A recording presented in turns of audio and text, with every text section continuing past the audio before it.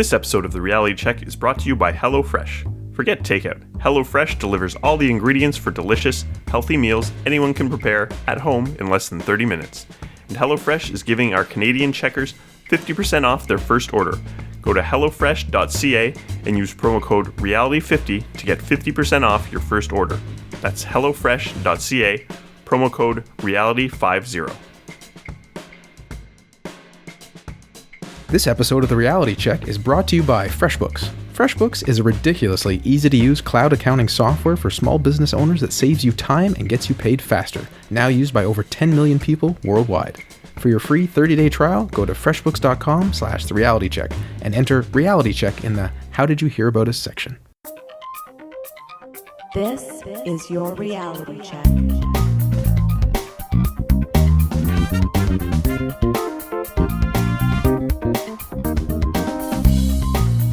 Hi everyone, and welcome to The Reality Check, the weekly Canadian show that explores a wide range of controversies and curiosities using science and critical thinking. This is the show for November 28th, 2017, and I'm your host, Darren McKee. With me, as usual, are Adam Gardner. What's up, cuboids? Christina Roach. Hey, checkers. And producer Pat. Hi, everyone. We have a great show for you today. Christina is going to explore game farm photography. And then I am going to give you a never-before-heard segment on effective donating. Cool. But first, we're going to ask Adam, how common is sex on the wedding night? I'm getting married this weekend, so I figured I'd do a segment on weddings or marriage. It seemed lame to reuse my 2008 topic on wedding superstitions, so I asked myself, do married couples often consummate their wedding on their wedding night? So it's sort of tradition that the wedding be consummated by the couple having sex on their wedding night. This goes back to a time when people didn't, or claimed not to, have sex before their marriage, so that was more of a big deal. Amongst royalty, where consummation was a bigger deal and needed to be proven, there were even witnesses to consummation. Indeed, in medieval times, witnesses would be there, though they would often be shielded by bed curtains. I think this kind of idea was maybe more unknown in the past, but they kind of do that kind of thing in Game of Thrones, so I think these days most people just think it's, of course, that's what they did back in the day. They did in Game of Thrones. Now, witnessing, of course, is less common these days, and it would seem so is people having sex on their wedding night. So how uncommon is sex on the wedding night? Many sources will give that number at being about 50%. About half the people do it, and about half of them don't. Lingerie company Blue Bella surveyed 1,000 couples and found that 52% didn't have sex on their wedding night, meaning only 48%, less than half, actually did. Since it was a lingerie company, they also found that, sadly, 90% of women had bought special lingerie for that occasion. A 2003 poll of 2,128 newlyweds by the UK company Voucher Codes Pro found similar results, again showing that 52% did not have sex, leaving only 48% to consummate. And they actually broke it down a little more, which was interesting. Of those that did not, 17% waited more than 3 days after their wedding to have sex. This poll gave more details on why it didn't go down for some. Of those that did not have sex on their wedding night, 24% said they did not consummate because the groom was too drunk. 16% said the bride was too tired and fell asleep. In 13% of cases, the bride was too drunk. And in 4% of cases, the groom fell asleep. So, groom more likely to be drunk, bride more likely to fall asleep. 11% said they had to look after their children. And this is legitimate depending on what your situation is, how many hotel rooms you have, or whatever. 9% were traveling to their honeymoon. That's legit. 9% said they had an argument before the reception ended. Oh my gosh. That's not great. 7% said they stayed up partying with guests. And 4% simply said that neither felt like having sex. Paper Shaker asked all kinds of questions to some 1,000 newlyweds, and 25% responded specifically that they did not have sex on their wedding night because they were too drunk or too tired. Now, this is way off from the roughly 50% number, but since it only includes the too drunk or too tired options, it actually kind of adds up. In the 2003 poll I mentioned, these added up to 57% of the 52% that didn't have sex, which is about 30%. So the results are kind of close for that one too. So a lot of these different surveys pretty much seem to give the same rough numbers, which is about half people just aren't doing it. Ultimately, the underlying reason for which sex may not be taking place seems to just be that it isn't a big deal, since many of these couples have already had sex. What? Exactly. Now, the 2003 UK survey also showed that 95% of couples had had sex before marriage. So if you did this kind of poll a few hundred years ago, where it was much less likely that people had had sex before marriage, you might find much different results. Or at least less likely to admit it publicly, because it was taboo, right? Perhaps. So there's, and you always have to take these kind of results with a grain of salt. Do people feel the need to lie to the person doing the survey or whatnot? But you would think they would lie and say they did rather than lie and say they didn't. But that really depends on their own background, what kind of emotional baggage they have about sex and other things. So what does this really mean? Don't people need to consummate their marriage to make it legal? Well, not really. In many religious traditions, consummation of the marriage is part of that whole process. If the marriage is not consummated in Christian weddings, for example, the wedding can be annulled in the eyes of the church. But this doesn't need to be on the wedding night as long as the marriage is consummated eventually. So it's people that did in a few days, even a couple of weeks, you're fine. In most countries, however, this has no legal bearing anymore. This isn't universal. As for example, failure to consummate a heterosexual marriage is grounds for annulment in England and Wales. In some areas, common law marriage requires cohabitation as well as consummation. Most places have started to take that off of the books, and more progressive countries are deciding that this isn't really something that needs to be relevant to making a marriage official, but you can still find it in some places. So that's that. Don't feel too bad if you didn't have any sex on your wedding night. Odds for doing it aren't as good as a coin flip. Interesting segment, Adam. I thought the numbers would have been higher, but then once you think about it a bit more, like, okay, these people have often had sex before. It's been a really long day. Oh, yeah. They're really tired. Like, I love you. We can just do this tomorrow. Or as you said, they're trying to get somewhere for their honeymoon.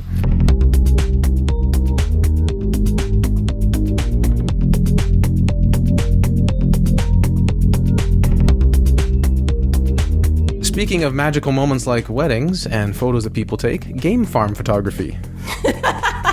Christina, enlighten us. Now, one of the things I love about being on TRC is that sometimes my co-hosts cover topics that I was admittedly shocked to learn about for the first time on our show.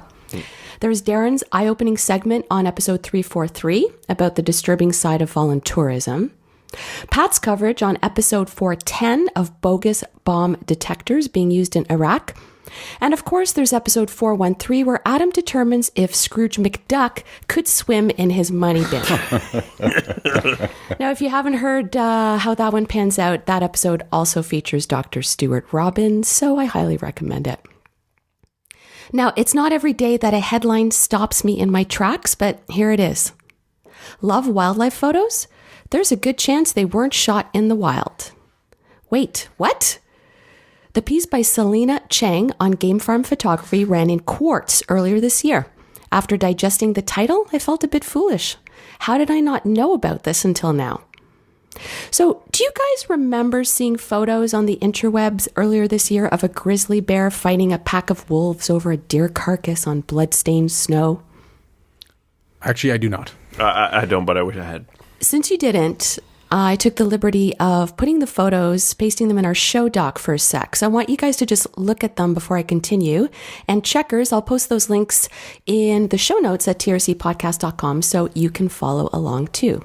I just wanted to get your reactions of those pictures.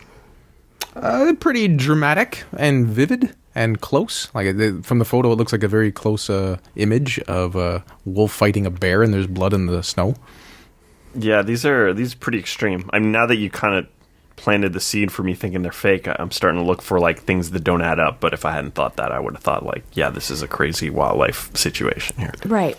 Well, I remember seeing that photo in a Daily Mail tweet a while back. It linked to an article with the headline, "Nature Red in Tooth and Claw, the bloody moment a bear decides to take on a whole pack of wolves and steal the deer they've just killed." The Sun in the UK also published a news story about the scene incredibly captured on camera by a British tourist near the Rocky Mountains of Montana. The only problem? The photo was actually taken at a game farm called Animals of Montana. The dead deer was strategically placed and the captive animals are trained to look menacing according to their trainer, Dimitri Price, but they don't actually really hurt each other.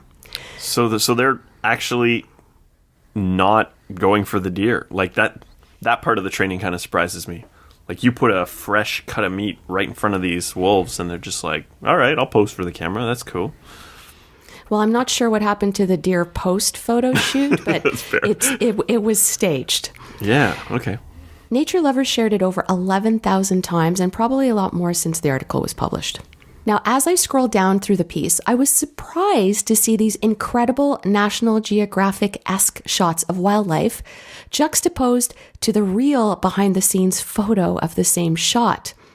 As Chang describes, a wolf with lush black fur and piercing yellow eyes is sitting on a stack of rocks in the woods, staring down a group of 10 photographers less than 10 feet away. Whenever its head turns, camera shutters fire off like machine guns. The wolf's handler asks the photographers how they plan to explain their luck at capturing these seemingly once-in-a-lifetime images. The story is, you staked out for 4 weeks out in the wilderness, one of the photographers jokes. So in truth, this wolf is named Zeus, and he was raised and trained at this farm. Oh, wow. Yep. To do what, you ask? Well, to pose for photographers and videographers trying to capture, quote, real, unquote, photos of wildlife in their natural habitat. So in other words, captive wild animals. Huh. Isn't that an oxymoron? But they really do get, like, they get inside the enclosure. Like, they get close to these wolves. Absolutely. It's not like a zoo where zoo pictures are never great because you're often through a fence or something. You're trying to get a good angle, but you're always a little far. But with a good lens, you can still have the safe distance. Yeah. It's all very controlled, as you can imagine, Adam, but still, you're right. And these group of photographers, they didn't have to travel for weeks into the woods. They only had to drive from a very comfortable lodge a few minutes away. Oh, wow.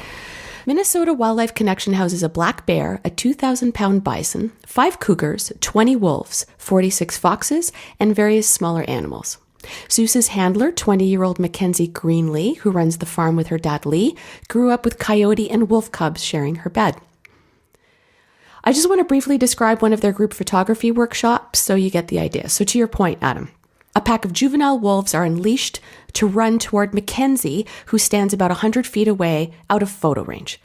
About a dozen visiting photographers line up with their cameras in hand, ready for the money shot.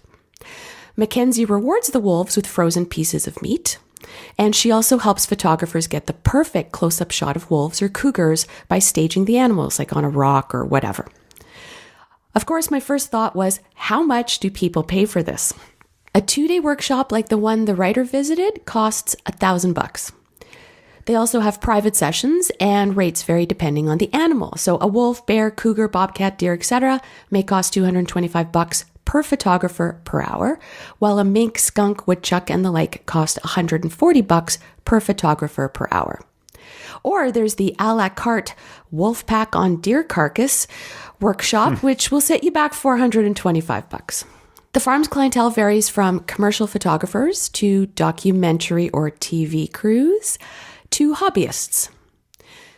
Now, the internet has put a dent in the farm's business considering the access to stock photography and CGI, but it's not like everyone is really disappointed about this.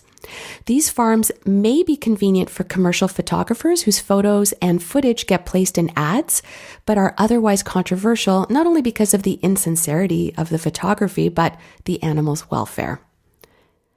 When John Noon, a former editor of National Wildlife magazine, saw photos of the animals in cages, he put a stop to publishing game farm photos. As an organization that supported wildlife in its habitat with the National Wildlife Federation, I and my fellow editors are all convinced we had to simply stop using game farm pictures totally, says Noon. He's also a co-founder of the North American Nature Photographers Association, or NANPA for short. It's unfortunate because there's nothing inherent about the practice that means that you can't treat the animals ethically. So Right. it's just unfortunate that it And- kind of has to be sullied with that, you know? And ever since we did that interview with Brian Tomasic about wild animal suffering, it's no longer clear to me that being in captivity is worse than being in the wild. Right. And so most people do not see it that way at all. They're like, it's better they're in the wild killing each other brutally. And those photos are the ones we should have, as opposed to ones in captivity, which are fake, where they're not actually attacking each other, which might be better for the animals. But you could have a situation where their life in captivity is more or less enjoyable, you know, if they run around outdoors and they have a nice environment, as opposed to if they're crammed in little cages. Oh yeah, it could be better and it could be worse. Yeah. Well, and I didn't get into it too much, but the writer of the article who was at this farm witnessed Mackenzie giving lots of hugs and praises to the animals. Like, she didn't witness them being cruel to the animals. That said, the track record of these places really isn't great. Animal welfare violations charged to Minnesota Wildlife Connection include some minor offenses like record keeping, but also more serious ones like 2 wolves wandering off during a photo shoot and killing a neighbor's dog, and a wolf attack of a 5-year-old girl near a photo shoot in the park, which Greenlee argues was just a playful push. In general, public records show U.S. game farms don't have the best track records in animal welfare and security. Hi all, producer Pat here. We'll get back to the show in a second, but first a few words about our sponsors. We've used HelloFresh a few times now, and it really is pretty cool. A box shows up at your front door with step-by-step instructions and exactly the right amount of ingredients. There's no waste, just delicious meals. They do all the planning and shopping, you do the cooking. If you want to give it a try, HelloFresh is giving our Canadian checkers 50% off their first order. Go to hellofresh.ca and use the promo code REALITY50. Hey checkers, if you're a freelancer or small business owner like me, you know how much accounting can suck up valuable time. FreshBooks makes ridiculously easy to use cloud accounting software that simplifies things like invoicing, tracking expenses, and receiving payments online. You can even take photos of receipts on your phone using FreshBooks mobile apps to make claiming expenses easier. Right now, you can try a 30-day unrestricted free trial with no credit card required by going to freshbooks.com/reality check and typing reality check in the How Did You Hear About Us section. All right, back to the show. Then there's the controversy within the wildlife photographer community. As you guys can imagine, traditional photographers spend days or weeks researching conditions and camping out in the field to be rewarded with the perfect shot. A well-shot game farm photo can be hard to tell apart from a real wildlife photo. Tom Mangelson, a veteran wildlife photographer and member of the British Wildlife Photographer of the Year jury, is especially critical since game farm photographers don't often caption their photos properly. One stock photographer that spoke to Quartz said she always labels her photos as captive animals, but that agencies including Getty Images and Shutterstock don't require disclosure if photos are sold for commercial use instead of editorial. NANPOD developed guidelines during the rise of game farms in the 90s to put the kibosh on any wildlife photos featuring captive animals from being eligible for prestigious international photo competitions. That said, in 2009, a photographer who won Wildlife Photographer of the Year by the London Natural History Museum had the award stripped after the jury was tipped off that his photo of an Iberian wolf leaping over a fence was staged. The winner had claimed the image was taken in the wild after months of tracking the declining species, but in fact the wolf is named Ocean and lives in a Madrid wildlife park. If you're thinking how could the jury mistake a real wildlife photo with a staged one, even Judge Jim Brandenburg, who is a wolf expert and wildlife photographer, was fooled. So if that's the case, there's a good chance you've been fooled too. And when I say you, I'm talking about all of us.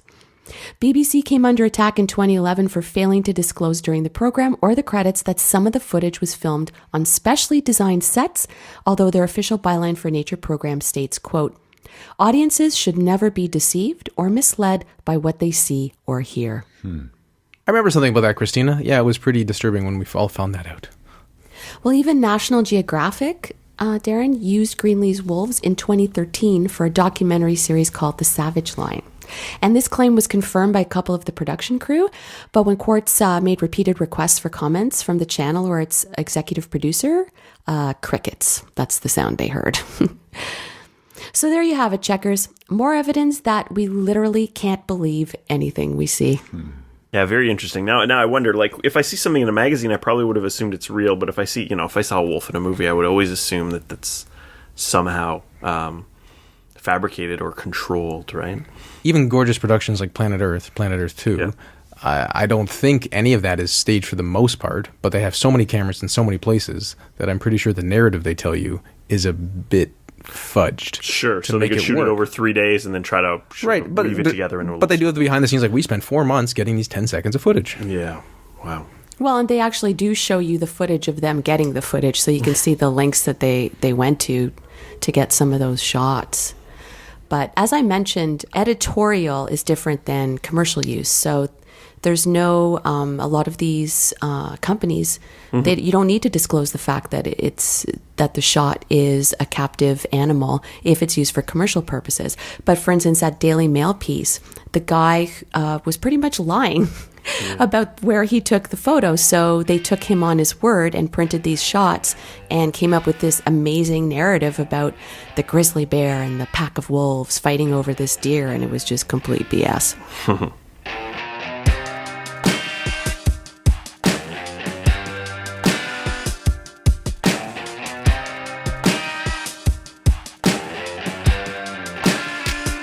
Thanks, Christina, for looking into the game photography. In the world of effective altruism, we often have giving games to raise money for effective charities. And since it's Giving Tuesday when we record this, I wanted to share some effective donating tips. For those who haven't heard of it, Giving Tuesday is a global movement for giving and volunteering taking place each year after Black Friday. The opening day of giving season is a time when charities, companies, and individuals join together and rally for favorite causes. In the same way that retailers take part in Black Friday, the giving community comes together for Giving Tuesday. As well, the holiday season is upon us, so it is time for some effective donating tips. Yes, I've done this before, but each day is literally, actually, life and death for some people. And you could do something about it. It's important to cover it every year. My segment assumes that you already are going to donate to charity and want to maximize your impact, but if you want some arguments of why I think you should, you can check out episodes 270 or 248. I'll take a quick look at issues about overhead, CEO pay, restricting donations, splitting donations, receipts for small donations, and focusing on effectiveness. First, overhead. When discussing effective charities, one of the first things a person typically mentions is the amount of overhead. Is it too high? 20%? 40%? What is it? Understandably, donors grab onto this metric because it seems to be a way of comparing very different types of organizations. This charity does something completely different from the other one, but that overhead is higher, so it makes it worse. The problem is that by shifting or coding the budget differently, the difference between 8% and 11% or even 15% may not be meaningful in terms of overhead. There's an excellent piece in the New Republic by Michael Hobbs, which I link to in the show notes at trcpodcast.com. Great website. Where he explores many failures of international development. He also relays an example from Dan Pallotta's book Uncharitable about overhead. Pallotta's first cross-country AIDS ride to raise money for AIDS research and awareness had 39 cyclists and almost zero overhead. The group was small enough to sleep in gymnasiums, to rely on churches and Good Samaritans to provide food and hot showers. If supplies fell short, they could knock on doors asking for help or, in a pinch, put up their tents in people's backyards. He raised $80,000. 39 cyclists, $80,000, zero overhead. By the 2000s, the rides were attracting an average of 3,000 riders. A group that size requires a logarithmic increase in organization and support, renting out whole campgrounds, professional catering, dedicated medical and legal staff. Overhead costs ballooned to 42% of each donation, but each ride raised $7 million. This is where you have to ask yourself, well, what's the ratio that I'm more comfortable with if more money was raised overall for a cause? Yeah. But there's no clear answer here that's objectively true. As with the actual aid projects themselves, the success of a charity depends on specifics, not a single one-size-fits-all indicator. Charities do all kinds of things: conduct research, train local NGOs, build infrastructure, give away goats. For donors to truly determine how well the charity is doing it, they need to come up with a customized report card for each charity. Obviously, it makes it a bit difficult, but that's what's required. Overhead is just a number, and many charities don't have anyone auditing them. Well, okay, so it sounds like I might say this doesn't matter. Does overhead matter at all? Yes, it does. If overhead is, say, over 30%, you might not want to donate, but investigate. It's possible a charity needs 50% overhead for its work, but a general heuristic is that's too high. The Against Malaria Foundation approaches zero because they have other people cover admin costs, so your donation doesn't go to overhead. Next is CEO pay. CEOs are paid too much is the second most common thing I hear about charities. Maybe they aren't. Haha, there's my good argument. Maybe you need to hire qualified people to do complicated work, like running large charities. I want to challenge the belief that people who work at charities shouldn't get paid a lot. People typically don't care much about CEOs making a lot of money in the private sector, or they say they do, but then they still buy the products anyway. I can't believe how much they make, and I bought everything like I would have anyway. So why charities? What matters is whether the CEO is effective at having an impact. You know the old saying, it takes money to reduce suffering. Next, I want to talk about restricting donations. Say you want to donate to the Red Cross, but you want to help a specific emergency. Or you want to provide food for hungry people, but only in a specific country. To do this, when you donate, you click on a box online that indicates your preference. You get to help people, and you feel better knowing where and how your donation is being used.